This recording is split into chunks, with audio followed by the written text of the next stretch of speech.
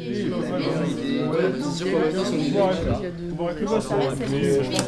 est dans la mienne, c'est obligé. Non, pas spécialement. Bah si. Bon alors, est-ce qu'il y a quelqu'un ici qui a une idée?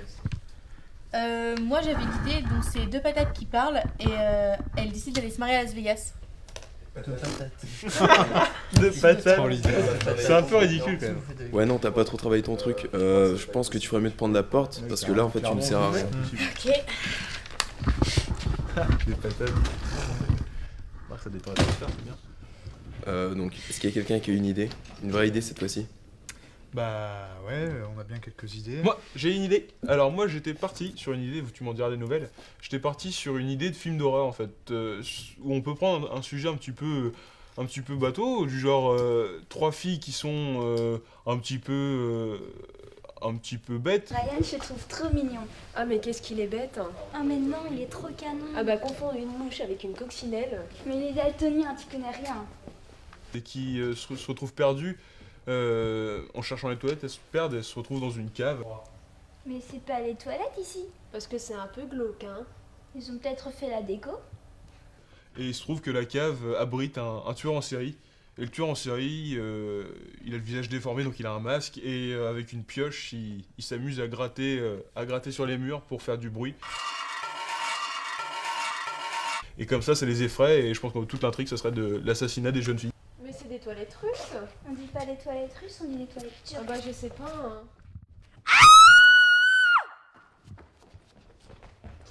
Ça pourrait être marrant, je pense. Ouais, enfin... C'est moyen, je trouve ça un peu Ah ouais bateau. Ah, je sais pas, je pensais que c'était pas mal. Moyen, franchement. Bon, alors, quelqu'un d'autre? Alors moi j'ai une bonne idée, faire un documentaire sur les nains.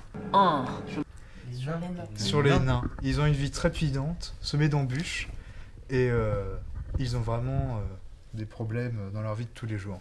Moi je pense on pourrait tourner ça dans une cafétéria, et on le voit en pleine galère, face à quelqu'un de normal. Et je pense que ce sera vraiment une super idée. Je vais me prendre un bon café.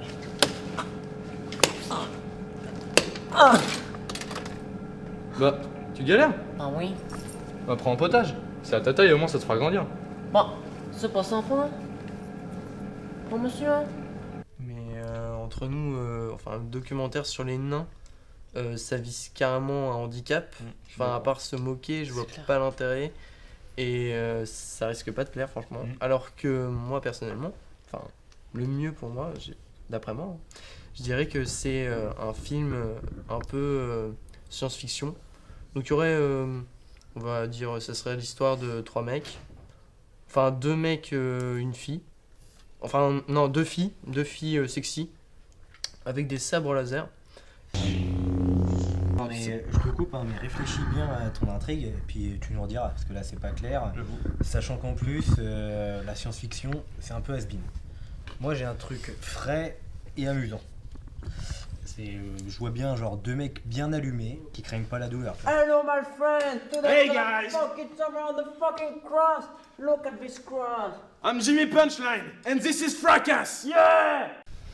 Et je les vois faire une joute et chacun sur un skate avec comme arme une raquette quoi. Je sais pas, ce serait explosif ça non? Mais explosif. C'est complètement ridicule comme idée. En plus, ils ont une chance sur 1000 de se blesser. Non. Ce qu'il faut, à mon avis, c'est quelque chose de beaucoup plus posé. On va devoir faire un film d'auteur. C'est bien ça. Je pense qu'on pourrait imaginer un écrivain. Et il a un style un peu hautain, un peu intellectuel. Et je pense qu'il pourrait être très très intelligent et peut-être même surdoué. Et il vient de sortir un livre, donc il va en parler et il va essayer de parler de son livre tout le temps. Et je pense qu'il pourrait être romancier. Et donc vous êtes romancier. Oui c'est ça, romancier. Et donc, est-ce que c'est une bonne situation, romancier? Vous savez, je ne pense pas qu'il y ait de bonnes ou de mauvaises situations. À vrai dire, je pense que pour pouvoir établir le contact avec l'autre, il ne faut pas toujours lui tendre la main ou attendre que l'autre vous tende la main. À vrai dire, dans ma vie, il m'est arrivé qu'on frappe à ma porte quand j'étais seul chez moi et que j'avais envie de rester seul, que je ne voulais pas du contact de l'autre. Et pourtant, pour pouvoir se regarder dans le miroir de son existence, il faut pouvoir établir le contact avec l'autre. Et pour ce, je pense qu'il faut dire oui à la vie, aimer la vie, danser la vie. Et ça, je pense que c'est ce qui me permet d'être heureux au quotidien. Et comme j'aime à le dire, creativity is just connecting things. Et c'est pourquoi, dans mon livre, j'ai essayé d'expliquer tout cela dans des termes, je pense, explicites pour tous, pour les petits comme pour les grands. Je pense que j'ai été clair. Ouais, ça j'aime.